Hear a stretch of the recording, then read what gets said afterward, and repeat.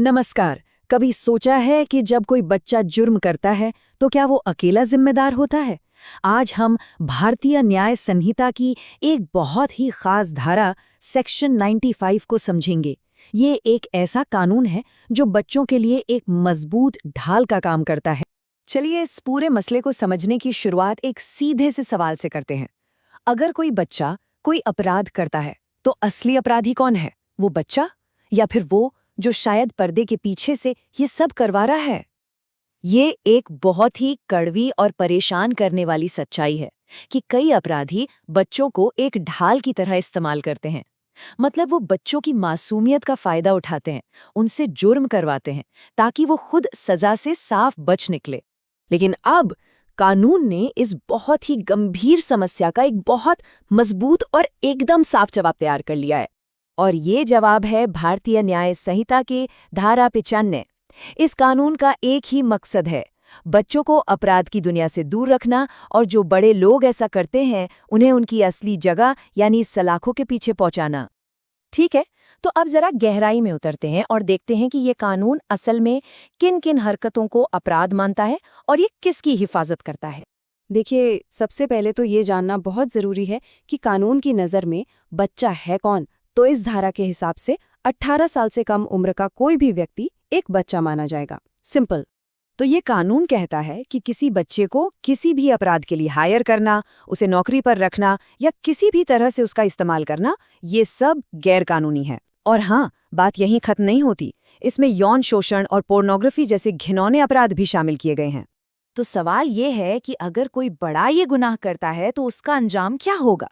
मैं बताती हूँ। सजा बहुत सख्त है और ये 2 हिस्सों में आती है। जी हाँ, दोहरी सजा। सजा का पहला हिस्सा है कम से कम जेल।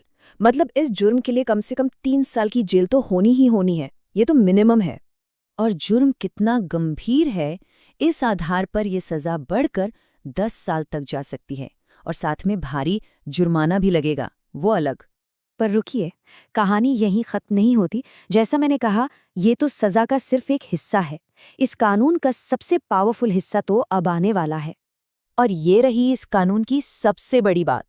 कानून साफ कहता है कि जिस बड़े ने बच्चे से अपराध करवाया, उसे उस अपराध के लिए भी सजा मिलेगी, बिल्कुल वैसे ही जैसे उसने वो अपराध खुद अपने हाथों से किया हो। चलिए इसे कुछ उदाहरणों से समझते हैं तो बात एकदम साफ हो जाएगी। मान लीजिए किसी ने एक बच्चे से मोबाइल फोन चोरी करवाया, तो उसे धारा 95 के तहत सजा तो मिलेगी ही, साथ ही चोरी के लिए भी सजा मिलेगी। या फिर किसी ने बच्चे से ड्रग्स की डिलीवरी करवाई, तो उस पर NDPS एक्ट भी लगेगा।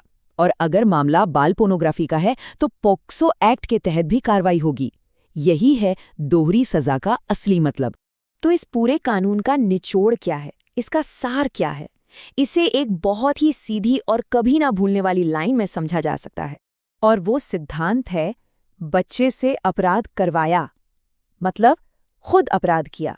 बस, इससे ज्यादा सीधा और साफ कुछ नहीं हो सकता। यानी कि crime by child equals crime by adult. ये एक लाइन इस कानून का मूल मंत्र है।